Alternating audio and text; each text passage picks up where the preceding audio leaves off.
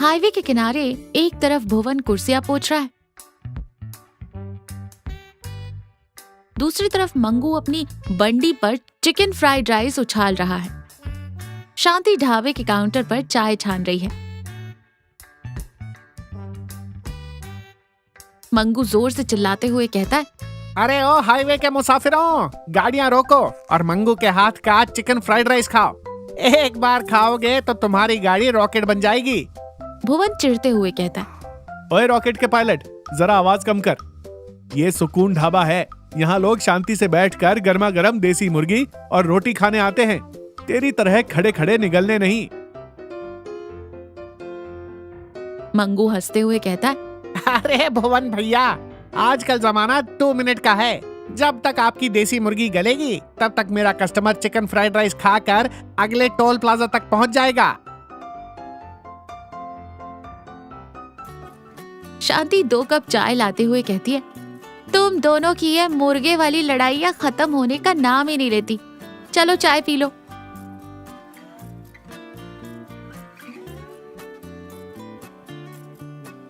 मंगू चाय की चुस्की लेते हुए कहता है, भाभी जी, आपके हाथ की चाय में जो जादू है ना, वो भुवन भैया की बातों में कहाँ। तभी हाईवे पर एक सफेद रंग की कार अचानक ब्रेक मारकर रुकती है।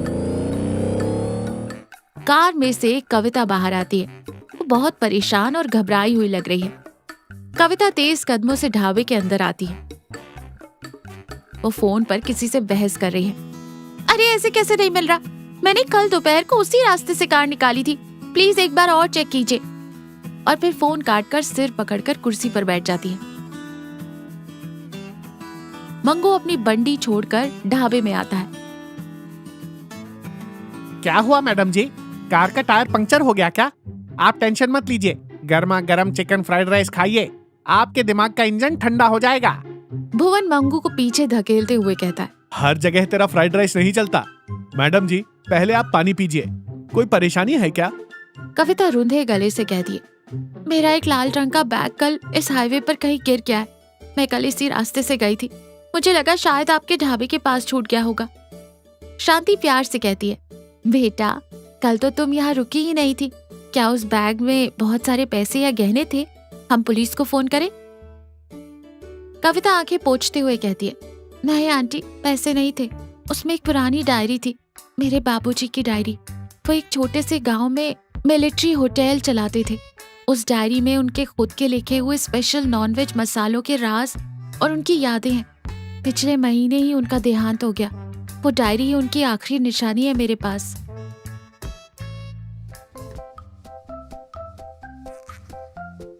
ढाबे में एकदम सन्नाटा छा जाता है। मंगू और भुवन के चेहरे की हंसी गायब हो जाती है।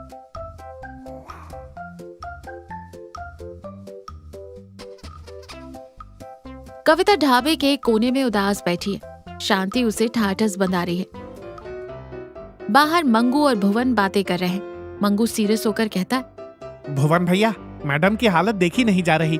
पैसे गए तो वापस आ सकते हैं, लेकिन यादें चली जाएं तो इंसान अंदर से खाली हो जाता है। सही कह रहा है मंगू। कल मैडम बता रही थी कि टायर में कुछ फंसने की वजह से उन्होंने माइलस्टोन 45 के पास कार रोकी थी। शायद बैग वहीं कहीं गिरा होगा।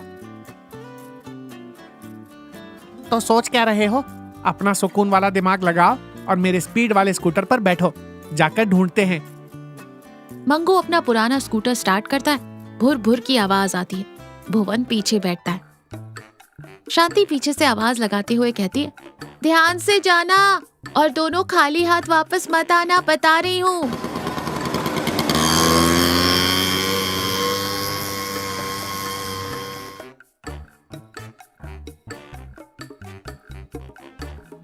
मंगू और भुवन थके हारे धूल से सने हुए ढाबे पर वापस आते हैं। दोनों के चेहरे लटके हुए हैं। कविता उम्मीद से खड़ी होकर कहती है, क्या हुआ, कुछ मिला?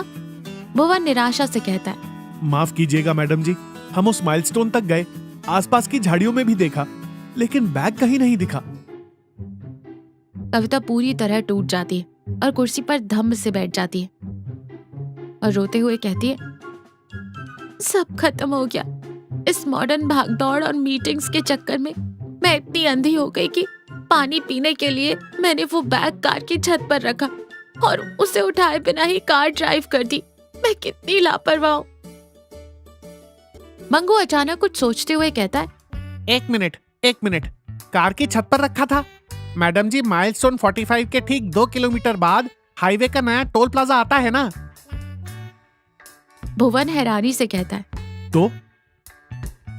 अरे भुवन भैया, थोड़ा दिमाग चलाओ। कार की छत का बैग हवा से गिरेगा भी तो टोल प्लाजा के स्पीड ब्रेकर के पास ही गिरेगा, क्योंकि वहाँ कार स्लो होती है। और वहाँ सुबह झाड़ू लगाने वाला राजू मेरा पक्का दोस्त है। शांति खुशी से कहती है, तो आप मुंह क्या देख रहे हो, फोन लगाओ उसे। मंगू तुरंत अपना मोबाइल निकालकर स्पीकर ऑन करता है और फोन मिलाता है। हेलो राजू, अरे भाई, कल सुबह टोल प्लाजा के पास कोई लाल रंग का लेडीज बैग मिला क्या तुझे? हाँ मंगू भाई, मिला था। मैंने उसे टोल प्लाजा के मैनेजर के ऑफिस में हिफाजत से रखवा दिया है। उसमें कोई पुरानी किताब जैसी थी, तो मुझे लगा कोई ढूंढते हुए आएगा।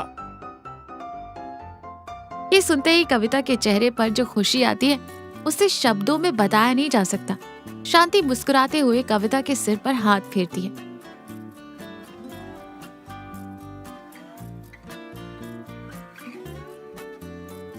आज मंगू की बंडी अपनी पुरानी जगह पर नहीं है। वो खिसक कर बिल्कुल सुकून ढाबे से जुड़ गई है, जैसे दोनों एक ही दुकान हो।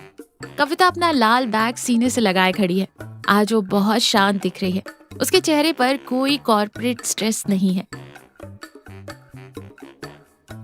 वो हाथ जोड़कर कहती है, भुवन जी, मंगू जी, आपने मेरे लिए जो किया उसकी कोई कीमत नहीं है। अपनी इस भागती हुई जिंदगी में मुझे आज समझ आया कि असली सुकून अपनों के साथ रहने और दूसरों की मदद करने में है। भुवन मुस्कुराते हुए कहता है, अरे मैडम जी, इसमें शुक्रिया कैसा?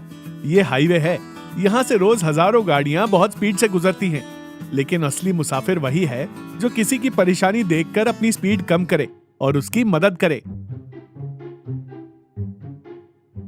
एकदम 100% सही बात कही भैया। और मैडम जी, आज से मेरी स्पीड और भुवन भैया का सुकून दोनों मिलकर काम करेंगे। जिसको बहुत जल्दी है वो मेरा चिकन फ्राइड राइस खाएगा, और जिसके पास वक्त है वो भैया के हाथ की बनी देसी मुर्गी खाएगा। शांति मिट्टी के कुल्हड़ में चाय देते हुए कहती है, लो बेटी, इसी बात पर मेरे हाथ की स्पेशल चाय पियो। कविता चाय पीते हुए एक सुकून भरी मुस्कान के साथ कहती है, दुनिया की सबसे बेहतरीन चाय। और अब से मैं भी सिर्फ भागूंगी नहीं, बल्कि अपने बाबूजी की डायरी से वो रेसिपीज बनाना भी सीखूंगी। तीनों हंस पड़ते हैं। हाईवे पर गाड़ियों का शोर धीमा होता है और इसी के साथ ये कहानी यहीं खत्म होती है।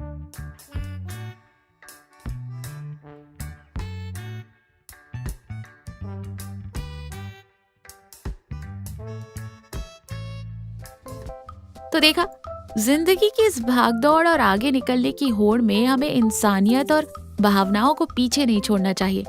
दूसरों की मदद करना और मिलजुल कर रहने में ही असली सफलता और सुकून है।